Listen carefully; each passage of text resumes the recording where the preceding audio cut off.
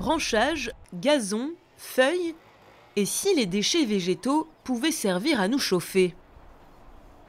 Dans cette usine, implantée dans le Var, le défi a été relevé.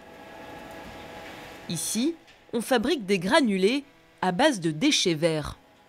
Sur ce site de 10 000 m², nous recevons au quotidien des camions donc, de professionnels de l'élagage ou du jardinage et aussi les camions du CIVED. Il y aura un tri qui est fait entre les branchages, le bois et le fermenticible. Ensuite, ces produits seront traités par broyage beaucoup plus fin et ensuite transformés en pellets directement. Transformés directement, c'est ici que le procédé est innovant. Plus besoin de l'étape énergivore de séchage, le broyat est immédiatement mis dans la presse pour en faire du pellet, un combustible 60 % moins cher que les énergies fossiles, vendu 200 à 220 € la tonne. Une tonne de granulés, ça représente un volume de 1,3 m3 et cette tonne de granulés peut suffire à une maison pour être chauffée durant 1 an, à peu de choses près, pour un seul et unique poêle. Cette entreprise n'achète pas ses déchets végétaux. Le syndicat local en charge de l'élimination des déchets a choisi d'évacuer la totalité du gisement vers cette filière, soit environ 5000 tonnes par an. Un volume qui ne fait qu'augmenter depuis que dans le Var, il est interdit de les brûler, comme en témoigne ce particulier. Avant, les brûler, c'était plus facile. Mais maintenant, vu l'interdiction de brûler, donc on vient les apporter directement à la déchetterie. On fait en gros une dizaine de pick-up comme ça sur le mois pratiquement, peut-être même plus.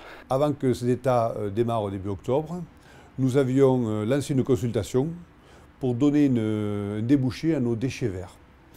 C'est une entreprise qui avait le marché, qui récupérait ces déchets verts, qui les broyait et qui les mettait à disposition de l'agriculteur. Et ça nous coûtait, à nous, CIVED, environ 60 € la tonne.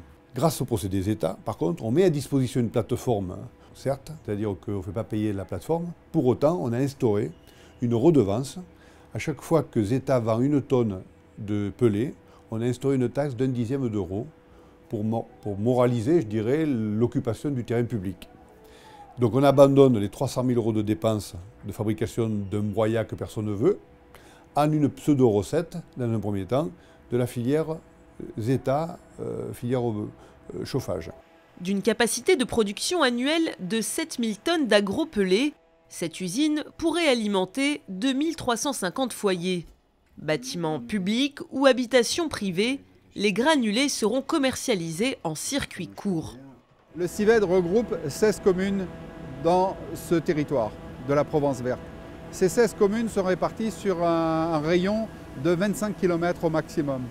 Donc l'idée, c'est de récupérer le déchet végétal de ces communes, de le traiter sur un seul et unique endroit et ensuite de le consommer derrière dans les mêmes communes, à savoir dans les 16 communes. Et non pas vendre le granulé au-delà de ce petit circuit très court. De même, les emplois qui sont créés le sont à travers les communes qui sont ici et non pas ailleurs. Un modèle que l'entreprise compte bel et bien reproduire. 5 autres sites devraient voir le jour sur le territoire français d'ici 1 an et demi.